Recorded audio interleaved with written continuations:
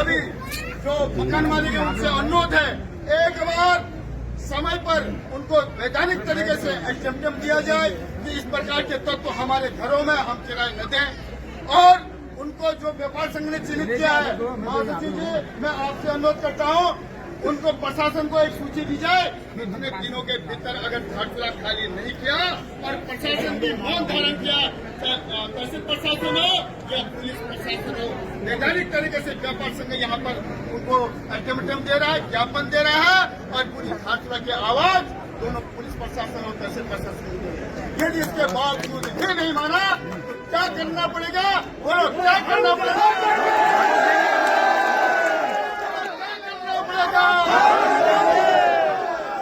इसलिए मेरे मित्रों, मेरे पुरखासुरों, मेरी माताओं, मेरे बुजुर्गों, मेरे साथियों, अब समय आ गया है। वास्तव में नई क्रांति की एक आवाज मुझे यहाँ पर दिखाई दे रही है। ये आवाज दबनी नहीं चाहिए, ये आवाज रुकनी नहीं चाहिए, ये सतत निरंतर चलनी चाहिए।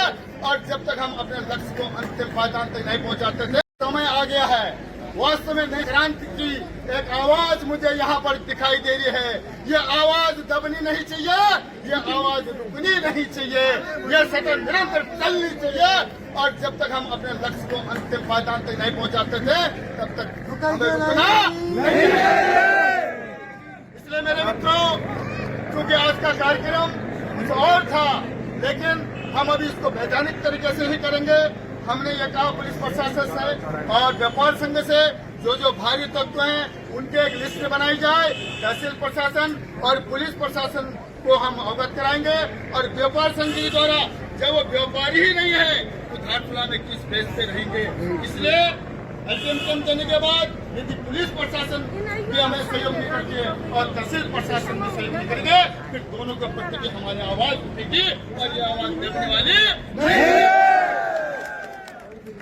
इसलिए मेरे मित्रों, क्योंकि यहाँ पर ये किसी की बुलाई हुई भीड़ नहीं है, ये वास्तव में घाटपुरा की आवाज है, ये सीमांत की आवाज है, ये सीमांत की ज्वाला है। हमने कुछ चिन्हीकरण के काम हमने भी किए हैं। व्यापार संघ द्वारा शून्य माया सबसे पहले 200 व्यापारियों का चिन्हीकरण किया गया था, मगर वर्तमान समय में वो संख्या घटकर 97 पहुंच गई है। सही बात है।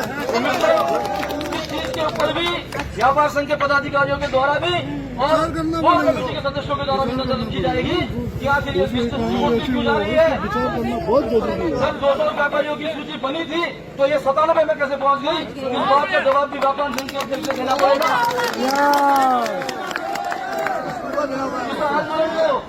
इस आंदोलन को सिर्फ धारचूला बाजार का आंदोलन बनने न दिया जाए और इसको भ्रत रूप देकर जौलजीबी से लेके ऊपर तक पूरे क्षेत्र को साफ सफाई अभियान के अंतर्गत लाया जाएगा। ये हम सब लोगों ने यहाँ से बीड़ा उठाना है। बाहर के यानी कि जौलजीबी और बलवापुर क्षेत्र के लोग ये न सोचें कि ये आंदोलन सिर्फ और सिर्फ धारचूला बाजार का आंदोलन है। इसी क्रम में हमने परसों बलवापुर के व्यापार संघ के पदाधिकारियों से संपर्क किया, वहाँ के लोगों से संपर्क किया, तो उनका भी यही दर्द है। वहाँ पर भी बहुत से बाहर से व्यापारी आके बसना शुरू हो चुके हैं। तो इसी क्रम में परसों हमने कुछ व्यापारियों को चिन्हीकरण करके उनसे पूछताछ का काम किया कि आप कितने सन से आए थे और कितने कब आपने दुकान खोली। तो इस पर उन लोगों ने उल्टा हमारे पर आरोप लगाकर हमारे खिलाफ मुकदमा दर्ज करने का काम किया है। इसका हम क्षेत्र के सभी में हमारे युवा साथियों से अनुरोध करता हूँ कि सबका एक शब्दों में विरोध करेंगे। कुछ आंदोलन विरोधी लोग इसे पार्टी विशेष का आंदोलन बताकर लोगों को भ्रमित करने का काम कर रहे हैं। लेकिन मित्रों, आप सब लोगों ने एकजुट रहना है और ये पता है कि यहाँ पर अलग अलग राजनीतिक दलों के लोग आए हैं, मगर कुछ लोग जबरदस्ती इसको पार्टी का आंदोलन बताने का प्रयास कर रहे हैं। ऐसे लोगों को इस मंच से मैं जवाब देना चाहता हूँ, अगर आप लोग इस आंदोलन को समर्थन नहीं कर सकते हैं तो अपना मौन समर्थन भी दे दीजिए, वरना क्षेत्र की जनता आपको क्षेत्र से निकालने का काम करेगी।